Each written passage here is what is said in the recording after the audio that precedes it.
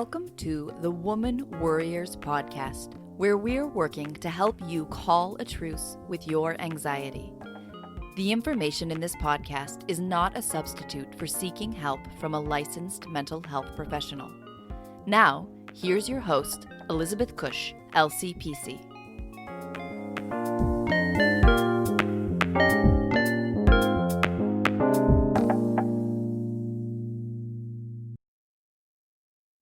Welcome back to the Woman Worriers podcast. I'm Elizabeth Cush, your host. I am a therapist in Annapolis, Maryland, where I'm doing all online therapy with my clients. And right now, as I'm recording this, it seems as if the coronavirus cases have been rising a little bit everywhere. So I will be continuing to do online therapy for anyone living in Maryland. If you want to know more about me and my therapy practice, go to progressioncounseling.com. If you want to know more about the podcast, go to womanwarriors.com. But you can also link to the podcast through my website. You can find us on social media at Woman Worriers, on Twitter, Facebook, and Instagram. I would love to have you follow me on Instagram. That is probably where I am most active, where I post the most things, and I think it's what I enjoy the most is being on Instagram, more than Facebook, way more than Twitter. I'm not really much of a tweeter.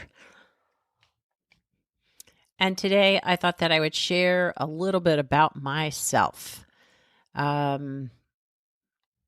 A little bit more about myself. I know in each episode I tend to, I do share some bits and pieces about myself as it relates to our conversations, but it felt important to me to share this today because as I continue to grow as a human, as I can continue to grow into myself as a person, I'm recognizing how often I have sort of kept things compartmentalized in my life, whether it's friend groups or parts of myself.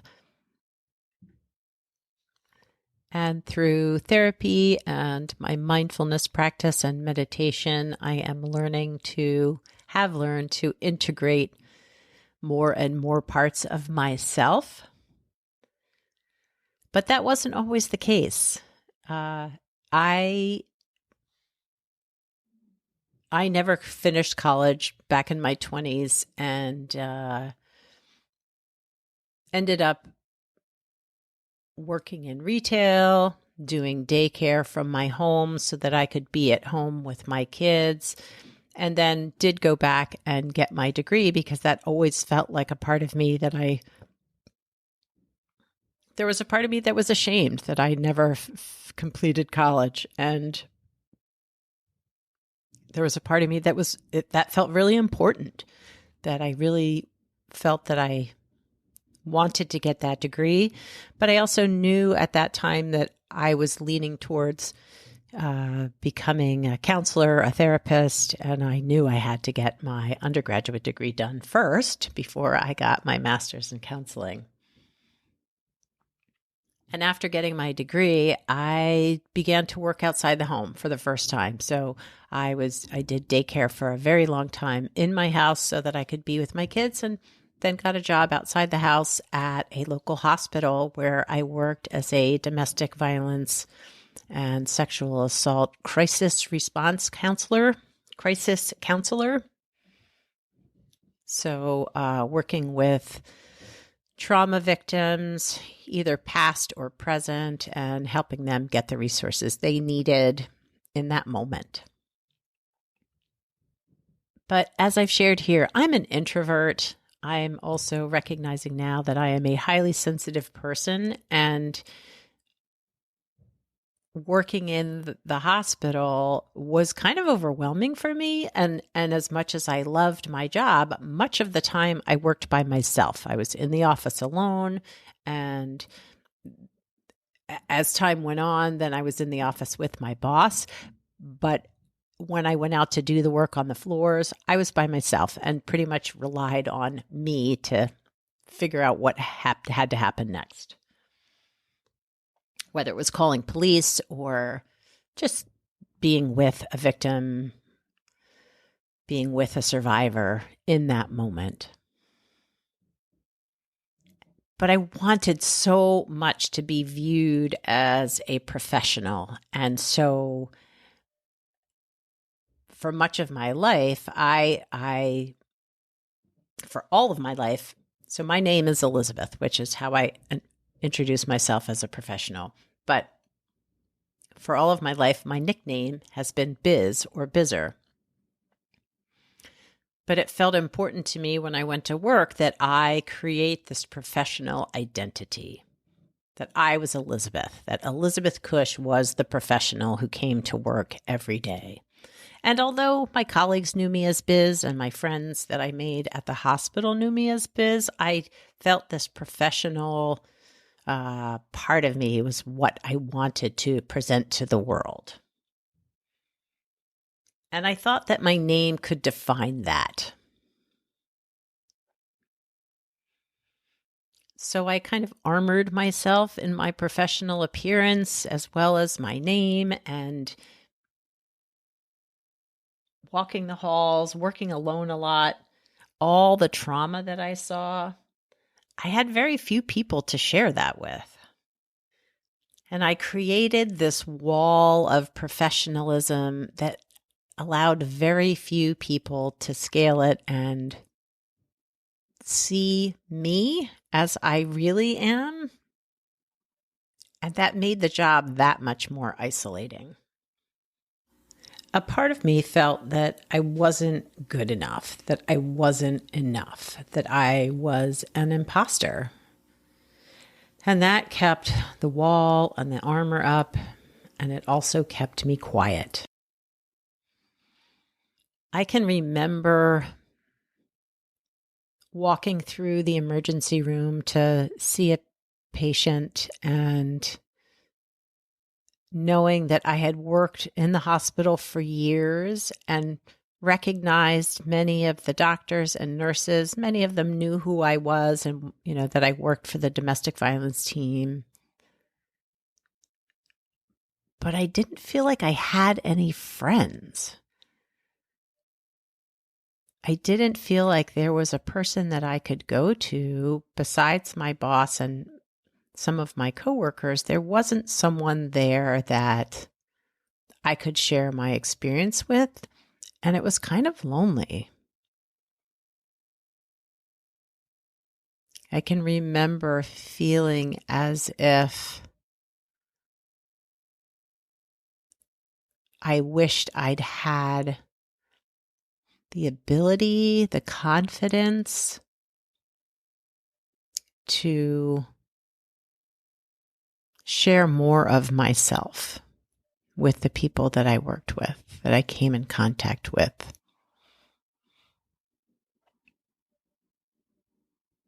But there was a part of me that felt like being this more professional person was what was safest.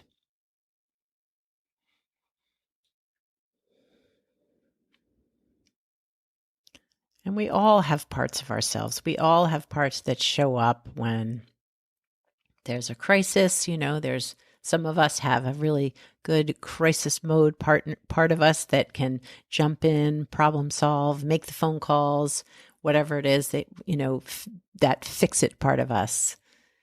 There are also parts of us that are the more introverted or shy parts that show up when we're feeling a little overwhelmed or stressed. There's the manager parts that say, here's that to-do list. This is what needs to get done today. And therapy can really help you tune into those parts. There is a particular type of therapy that I have been studying. It's called internal family systems, where you really get to know all of your parts. We all have that really inner critical part too. Don't forget that part of you that wants to show up and tell you how you're screwing everything up or how you should be doing things. And if you only could do it this way, or hadn't made that mistake. But we all have parts of us, and internal family systems can help us recognize those parts, help us build relationship with those parts instead of just entering into that part without awareness or compassion or curiosity. And through my own therapy process, through my own personal therapy, my meditation and mindfulness, I am getting to know all my parts pretty well.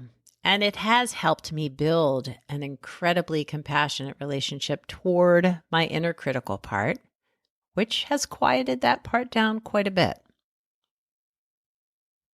But there are parts that still show up that want to shame, want to make me feel ashamed or guilty, or feel that I need to still protect myself around others. So building up a wall of professionalism. And so when I began my private practice, however long ago that was, I carried on that belief that I had to be Elizabeth to my therapy clients, Elizabeth on my website, Elizabeth out there in my professional world. And yet people who knew me personally or through Facebook, other people who know me professionally, I'm Biz. So I'm sure you've heard on the podcast, some guests will call me Biz, some guests will call me Elizabeth. It all depends on how they know me, where they've met me. But it began to feel as if, before I started the podcast, it began to feel as if I had these two very separate, compartmentalized parts of my life. My home life, where I was Biz, my personal life, Biz, Biz, Biz. Professional life, I was only Elizabeth. And that armor, that professional identity, that split in those two, sort of compartmentalized parts of who I am began to make me feel really anxious and not myself. I began to feel ingenuine and inauthentic, if that's even a word. I no longer knew where those two parts merged. And maybe I never did. Maybe I kept them so separate that I did not know there was no place for them to merge.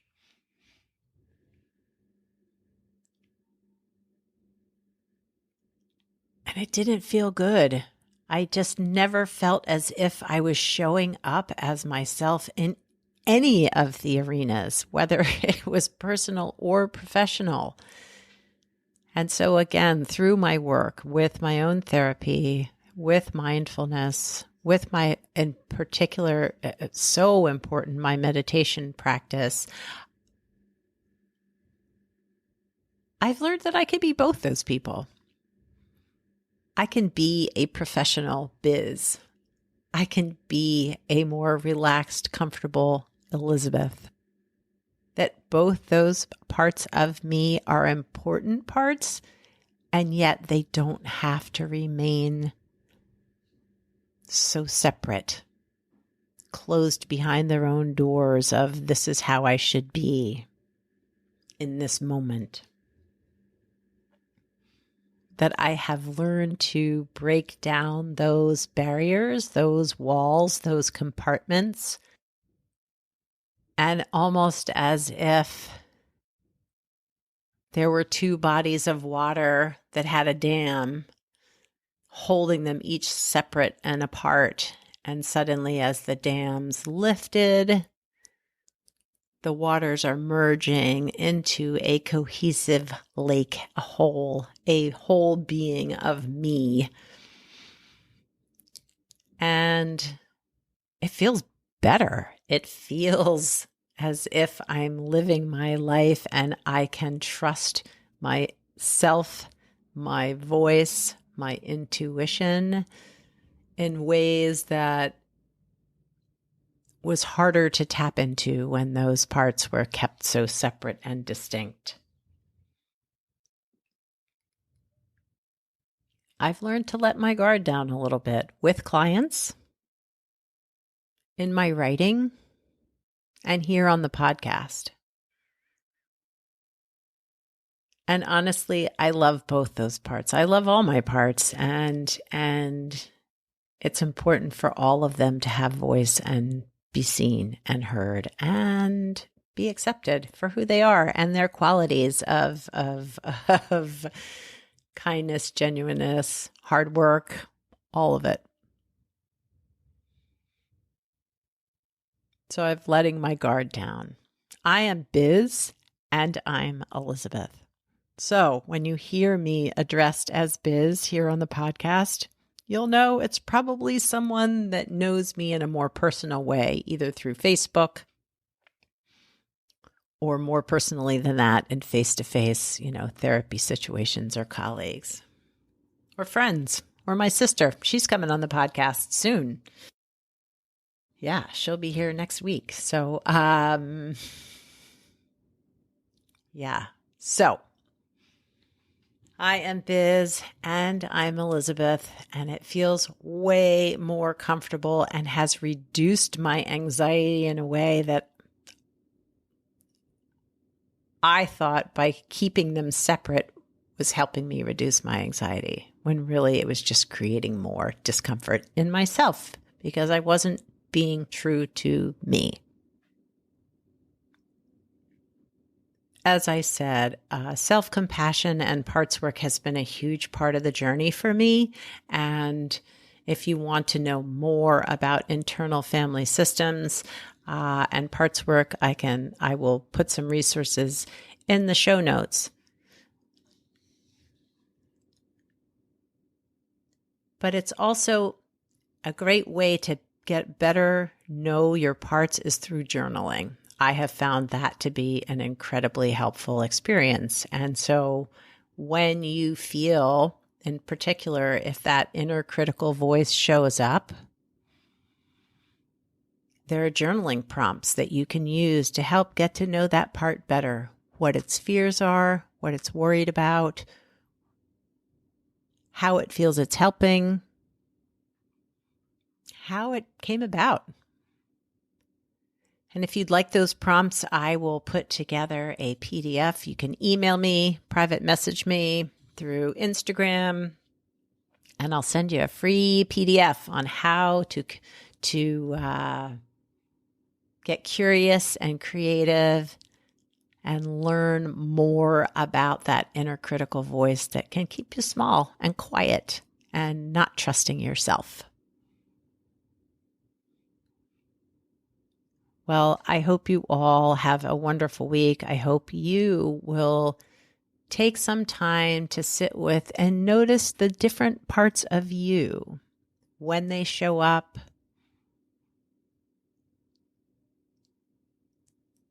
the things you like about those parts, the things you don't like about those parts.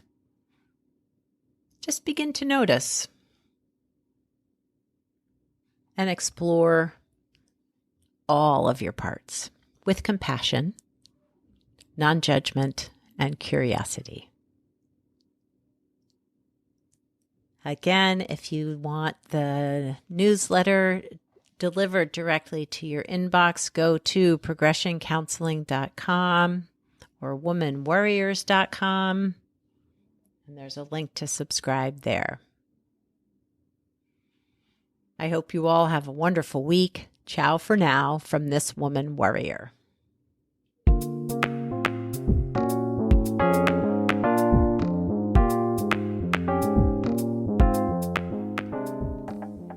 Thanks for listening and subscribing to the Woman Worriers podcast. Music was written and performed by Andy Cush. If you'd like more information on this episode, you can find the show notes, the resources shared today, and links to the guests' profiles at womanwarriors.com.